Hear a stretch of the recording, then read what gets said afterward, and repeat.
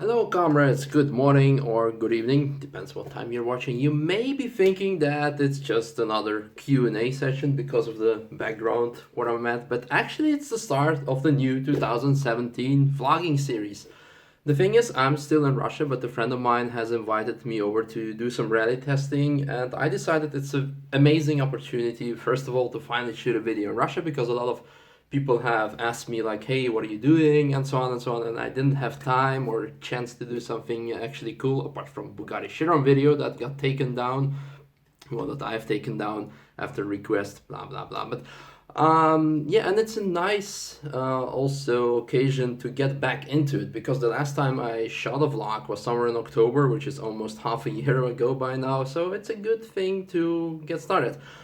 A couple of things that are gonna change in 2017 in terms of vlogging. First of all, there will be no title slash vlog title, vlog number after the video, because, well, just because. I think it's not necessary, because we also skipped a lot of vlogs.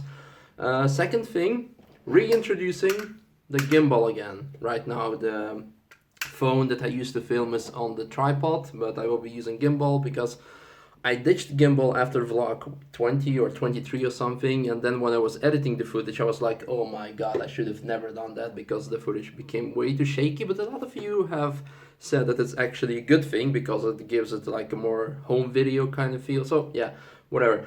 Third thing that you may be wondering, what happened to the earlier that day shot? It is still coming, but for the sake of today's video, I wanted to kind of fool around with this transition from going from Q&A and into the vlogging again. I'm very excited. And finally, I want to emphasize again, because yesterday, well, today that I'm shooting this video, yesterday I released the Apex Q&A and my announcement that I'll be going, well, starting working for Apex and so on. And after that, wow, the amount of messages, it's crazy. I released the video at 7 in the evening, and I spent answering only my inbox and email box like until 3 at night, because I had so many inquiries, so many bookings, and most importantly, a lot of positive messages that I still need to reply to. So just one more time, it gets me like really excited. Not only me, but also the rest of the team. Robert, that I already told you about, but also other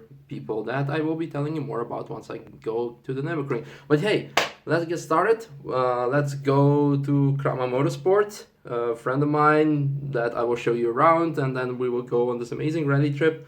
And first, let me show you the amazing ghetto setup that I was using, because you may be thinking that I have like advanced studio or something, but no, this will show you that you can actually start doing vlogs and you don't need a lot of budget to do it. So introducing my ghetto setup. First of all, just the basic chair that I used to sit on, and this amazing tripod. Well, tripod, it used to be even more shitty, but well, it became a bit better.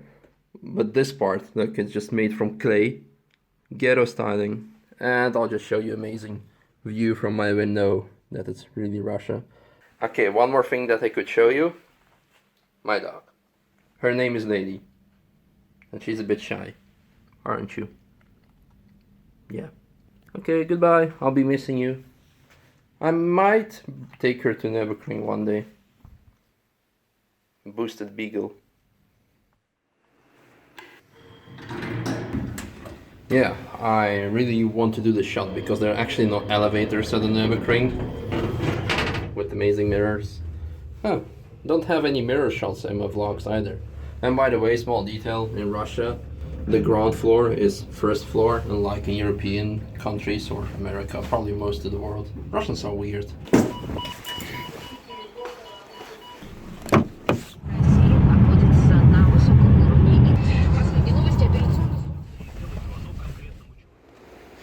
The first wave shot of 2017. Yeah, well, have arrived. Let me just go inside and say quick hello to the guys and then show you around, because I'm pretty excited. Already some Subarus and a Lada, of course.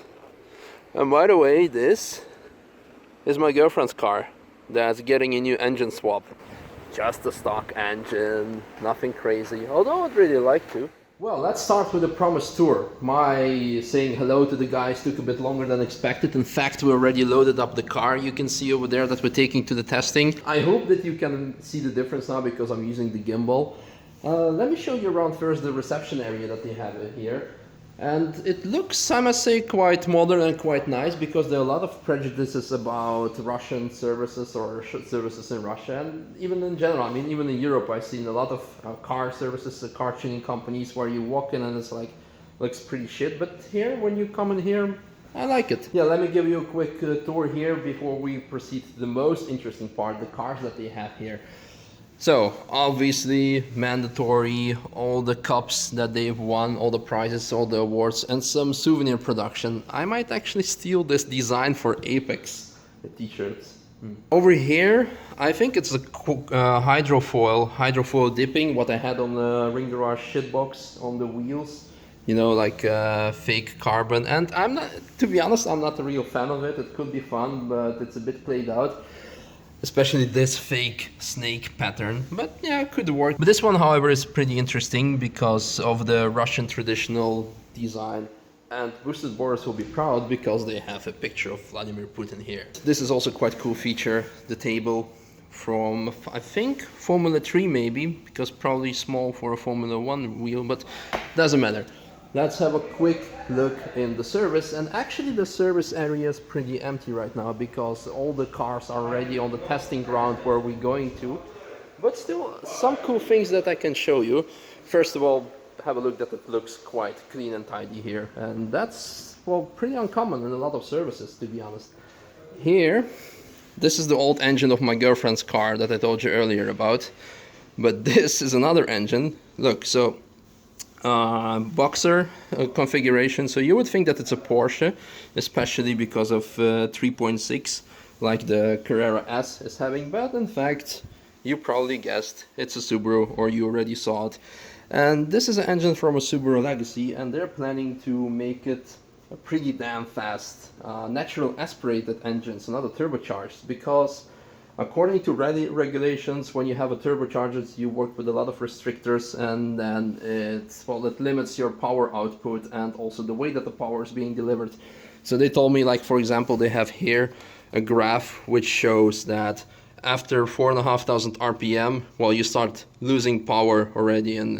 But in case of a natural aspirated engine, everything is gonna climb up, and you can have, well, pretty kick-ass, sick sound, sick power output. Over there, well, I can tell you more about this car, but it's more interesting to see that it comes from Belarus, the nearby country. And here, not only Subaru or Mitsubishi's, a Porsche 944 with the matching license plate. I hope the owner doesn't mind of me filming a license plate. The most interesting part I'm gonna show you, it's outside. Something I've never seen before, and I actually forwarded. I made a quick video, I sent it to Robert through WhatsApp because I really liked it. It's freaking genius. Let me show it to you. So again, the car that we're going to take with us, and I'm ensured that I will get some sick passenger ride with it. It's currently on the casual tires because it needs to be on a trailer, but it will be equipped with real spikes because it's ice, and well, it's gonna be pretty kick-ass.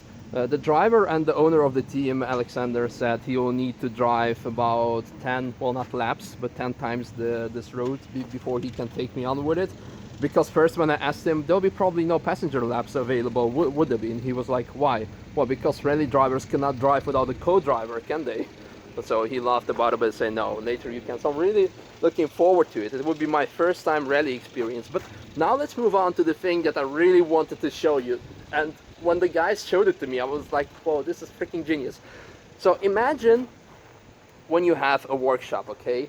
And you need to expand, you want to build a second garage, but the problem is all the legislation behind it. You need to well, ask for papers and whatever not, and sometimes they can say no, you're not allowed to because it's a protective environment or whatever not. In this case, look what they came up with. And at the first point you may have guessed, but you will only realize once we go inside what it is. Look. It is an inflatable garage. This is the most definitely, well, so far the most genius and simple thing I have seen in 2017. Inflatable garage. Because when local authorities will come and say, hey, do you have permission to have this garage over here? You would say, oh, sorry, press button, deflate this everything. No garage. And then you do it again. It's fucking brilliant. Genius, seriously. And as you can see, you can host here, like what? 6 cars, probably. I'm sure there are also larger versions of it available. But yeah, let's talk about the cars that are actually here. And let me wait until this tractor has passed. I'm trying to make a video here. The tractor is not only my problem, so now I have to wait for the compressor to bring the garage up pressure. But do you see how it's working? Pretty genius and simple solution. Come on, I want to tell cameras more about the cars, the amazing cars. Really amazing cars. Please stop. Come on. Okay, now that it's quiet, I can tell you more about the amazing cars that you already have seen here. I will not tell you too much about this because it's a Lada 2101, the first model of Lada. And judging from the interior, it looks, well, as if it's one of the first models. And it's actually open. Whoa, let's have a look. Damn. 3,500 kilometers on the clock. So it's definitely probably one of the first models. It's just something that I need to guess. Oh, Boosted Boris is definitely tempted now to take those keys and drive with it. Definitely immaculate condition. Another car, I think it belongs to a friend of mine, or at least it's driven by a friend of mine, because I know a guy called Nikita Gergo with this Time Attack Subaru. At least I think it's a Time Attack one, because it has the numbers from Max Power Cars Yokohama Open Cup, and Max Power Cars is like equivalent of Russian Time Attack Championship. So I guess there is that. I have no idea about technical details about it, but the two cars that I really want to tell you something more about, especially for the guys who don't know too much about those cars. First of all, a mandatory talk from me, because my first car was a Subaru Impreza. My first race car was a Subaru Impreza. In fact, in this body type, a coupe. But if you are a Subaru fan, you can already tell that this is not an ordinary one. It has a wide body on it, and you can check on the rear that it is, in fact, the one and only 22B. And 22B was a very limited edition. They built 400 of those models, and those 400 models were pre-sold or sold out within 30 minutes, between 30 minutes and 48 hours, according to many statements. So it was a very desired model. I'll try to keep it very simple because I can talk for hours about this car. But what you need to know, a 22B, 22 stands for 2.2 liter displacement of the engine. B, a lot of people think that B stands for Bilstein because of the earlier Subaru Legacy Spec B, and B stood for Bilstein suspension. But in fact, the B stands for turbo because the B is like internal code for turbo within Subaru.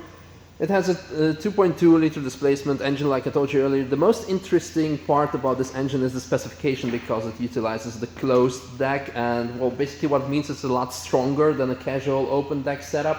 I'll put a link in the description of a Boosted Boris video where Boris talks more about the difference between open and closed deck. But yeah, what more? 280 horsepower, unlike 220 stock, I believe. A wide body, and damn. I can talk for hours about this car and telling you why it makes it so special, why it makes it so special for me. But let's save it for another time, because yeah, it's not a review of the car, it's a vlog. So let's move on to the final car that I want to tell you more about. And it's a Volga, and the Volga, it's another Soviet car for those who don't know it. And I'm actually spotting the tire type that we're going to use tomorrow on the Subaru. Yeah, a Volga is another Soviet car next to the Lada, but this one, as you can probably tell if you're not stupid, and I'm pretty sure you're not, my audience is not stupid, it's slightly modified, and it's used for Moscow Classic Grand Prix. Probably the most obvious question that you're gonna ask, is it tuned? Yes, of course, obvious, but what's the power output? Unfortunately, I cannot tell it to you now, because I asked the guys who are present here at the workshop, and they said, well, the guys who were responsible for this car in particular, for the build and the maintenance, they are already at the training grounds where we are going to, so I'll have to ask it to them. My most favorite part of this car simply, just really simple. Look inside. Ta ta ta ta. Classic Nürburgring logo. Because the driver, probably the owner as well, I need to verify that, Mr. Ivan Samarin is actually a big fan of Nürburgring as well. He drives there every year. To be honest, he's drinking more than he's driving, and he has peed and puked in the ring garage creek that you saw in one of the earlier vlogs. It's just my payback for being in the goddamn creek. It's not my creek anymore, but still, it pissed me off that he pissed in there. Yeah, well, other than that, pretty cool setup. Pretty uncommon setup for an old classic Soviet car that you can see here. And hopefully, it's really my intention to drive with such a car.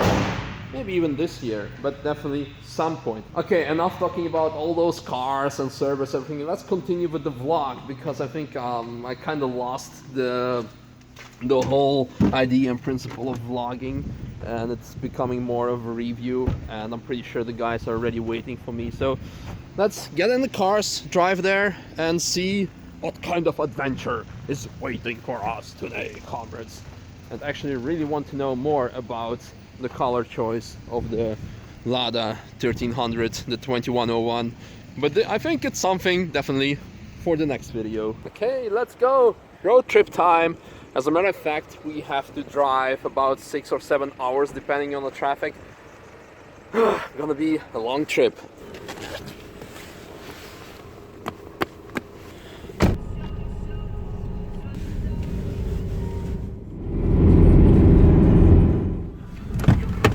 And the first pit stop to get some gas and get some drinks for ourselves as well.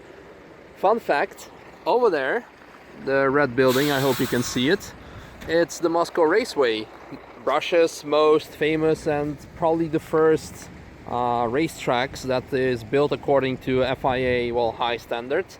You can also see it here, big advertisement of G-Drive Racing. I really actually want to hang out with those guys somewhere this year during the season. One more thing that I want to tell you, what I'm gonna miss about Russia are the gas prices before I go back to Europe, because right now, let me have a look. Yeah, I'm not sure if you can see it from here. 98 octane costs 44 rubles. According to today's currency conversion rate, €1 equals about 64 rubles. That means for 80 or 70 cents you get a liter of 98, which is like double in Europe. Gonna miss Russia, gonna miss snow, although I heard it's still snowy at Nürburgring, but there are no Ladas there. But yeah, let's go continue our journey to the rally training.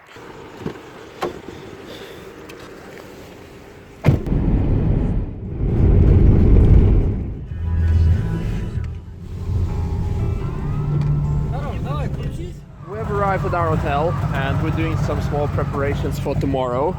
There is not much that I can show you because the lighting is pretty bad, and then again I have, well, a lot of material for today, and tomorrow I'll be going more in depth about this car because this is the car that we're going to drive. But for now, there are some things that you don't need to see but that you need to hear, and it's the sound of idling rally car.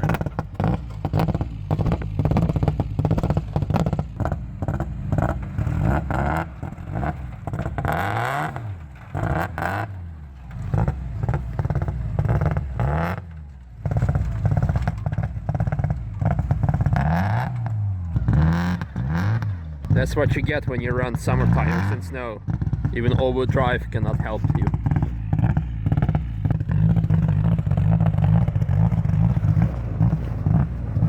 Well, then, as I was filming the previous shot and about to hit the stop button, my phone suddenly died, and I started filming with about 30% of battery power, so that means that I might have some trouble tomorrow when filming in the cold the whole day, and that's kind of a scary and shitty thought, but this is something that we can only see tomorrow.